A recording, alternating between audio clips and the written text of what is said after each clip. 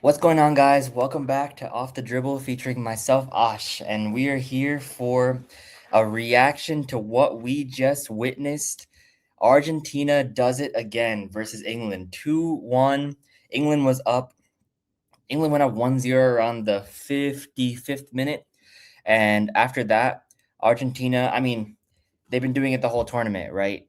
Against Cape Verde, they went up, tied, went up, tied, went up again. Against Egypt, down 2-0. Against Switzerland, down 1-0 against Switzerland too.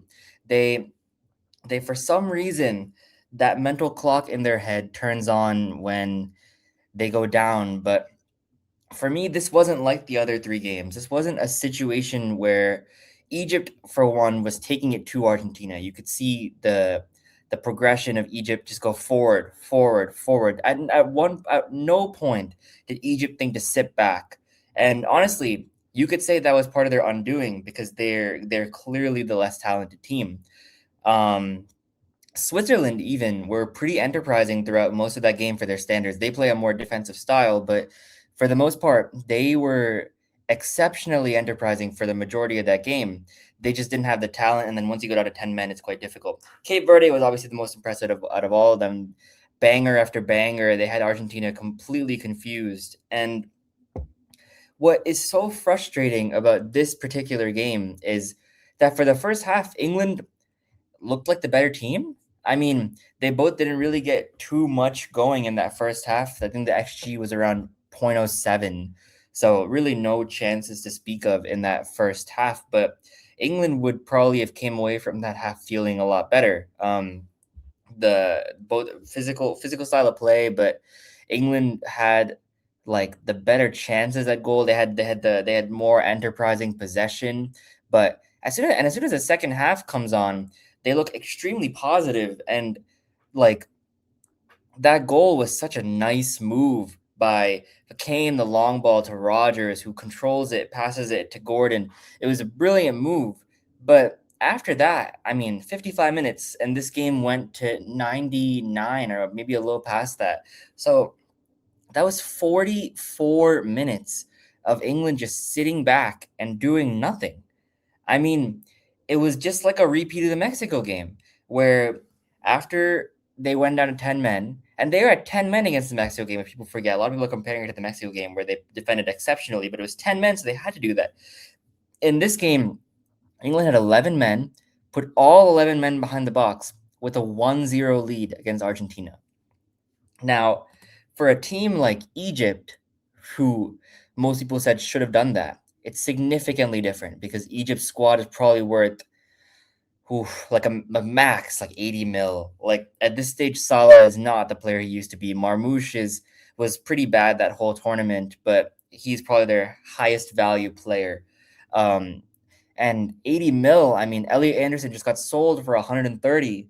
So already you can see the quality of England just off valuation and off pedigree. You can look at the players in this team. Jude Bellingham plays for Madrid. Harry Kane plays for Bayern Munich.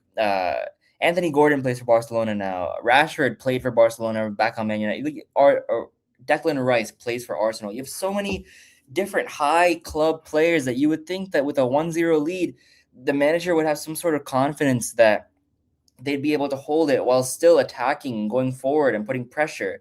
Because low block against Messi, you're essentially just allowing the greatest creator of all time to just create, and that's what he was doing. If you just take it 10 minutes further, when Messi played a brilliant ball to McAllister, who just missed the header off the post, and there was another header that he played that Pickford made a brilliant save, but it was just Argentina over and over and over again. And I wish I had the possession stat off the top of my head, how much possession Argentina had in the second half, but England had 0.03 xG after their first goal, and it was that Morgan Rogers breakout, which really wasn't even a chance. It got deflected before then.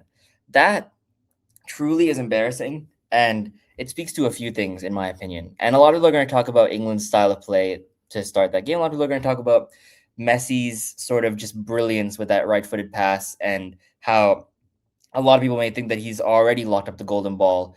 And like, while all that may be true, to me the biggest takeaway is Thomas Tuchel thinks England and Argentina are not on the same level. And that disappoints me because you have the world champions, Argentina, who have been playing sort of that's mediocre football for the entirety of the tournament.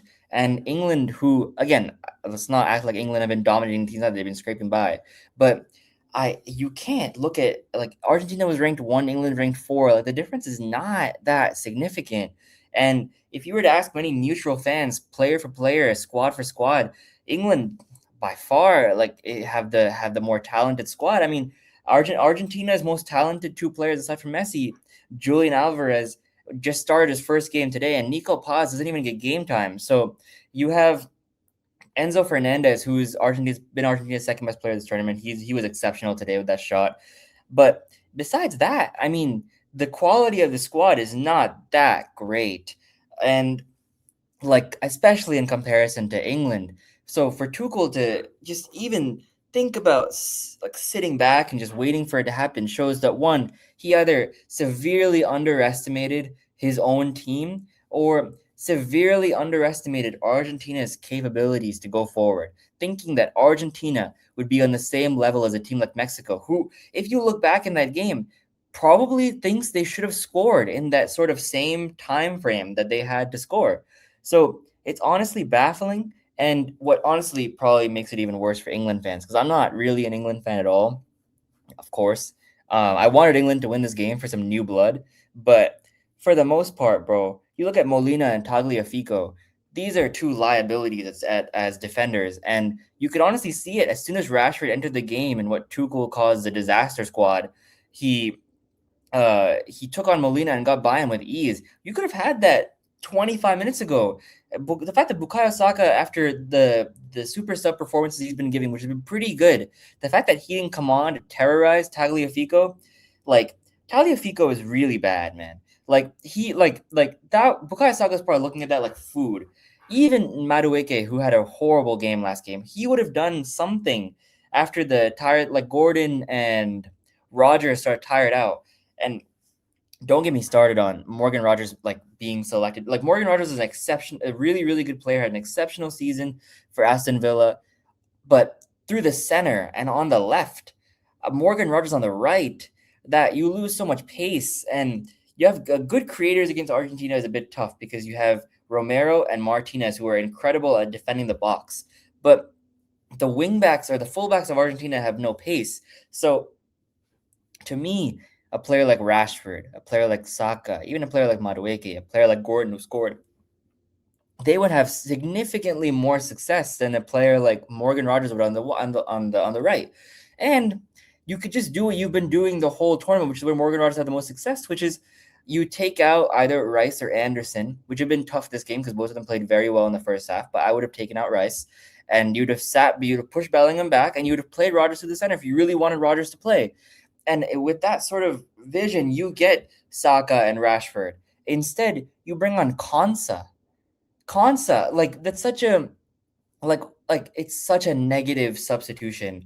And I think something that people aren't going to talk about is what a negative substitution like that does to the confidence of your players. Like again, I'm going to keep referencing Egypt and Cape Verde and Switzerland. Like these teams they're not stupid. They understand going into this game that they are less talented Argentina, knowing that if they go up, they're going to defend with a low block. If you're England, a team that many have picked to win the World Cup, you surely should not play scared. It was just so disappointing because that had the potential to be such an up and down classic of a game. And of course, it still ended up being that because of the brilliance of Messi. But that could have been one of those games that ended up 3-2 with exciting goals. And if you're a soccer fan or if you're a fan of England with some pride in you, right? To want to go out on your own shield, this just feels like this feels very different to me than Egypt and Cabo Verde and Switzerland, who like really tried to win the game but ended up losing because like they lost to a better team. To me, it feels like the better team won, but it wasn't for the reasons that I thought going into this game. It was because for 45 minutes Thomas Tuchel decided that he was going to sit back and watch the best player of all time, potentially one of the best players in the world still. It's crazy having this conversation. And like the rest of that supporting cast, and just let them create. You saw Enzo like put a couple balls on Pickford where Pickford had to make a save and Tuchel doesn't even change a single thing. It's so frustrating. And lastly, before I end this video, it's so interesting that the betting market prices England as 2-1 favorites, because there wasn't much in it for me. I would have picked Argentina off experience. Um, I'm pretty sure the books lost a lot of money today because I don't know anyone who's really betting England, and it goes to show, man. Like when you have experience, like my one of my friends mentioned 2022 Madrid. When you have experience like that, these clutch games they become a normality. Like look at even when you transition to other sports, right? Look at teams in the NBA who are exceptional down the stretch, like the Knicks. They won that championship just purely executing time and time again under pressure because they knew who they had. And when you go down one goal and you have that man, Messi, it's it's almost like you don't even like it's not you don't get phased, bro. They were down 2-0 with 80 minutes with 10 minutes left to go. And England decided to sit back with 45 up 1. Just honestly, I mean, incredibly disappointing. I think at the end of the day that Argentina is going to lose to Spain. That's my prediction. I predicted France to win, but that didn't go well. But I think Spain is going to win that game. Spain keeps possession. Spain is incredible on defense. It's really hard to get the ball off Spain. Argentina, again, the voodoo's been going on. They could easily do it again. Like Messi is Messi, the greatest of all time, et cetera, et cetera. But I think Spain's going to win that. It was just incredibly disappointing that in my head, this was the more hype game. It ended up being the better game, but not for the reasons that I thought. And England, England fans, Harry Kane, Jude Bellingham, they should be very disappointed, not with themselves, but not just with themselves, but with the effort, that the setup that their manager put through.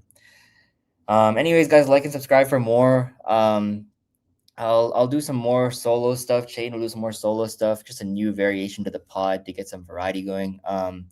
And like and subscribe for more, and I'll catch you on the other side. Peace.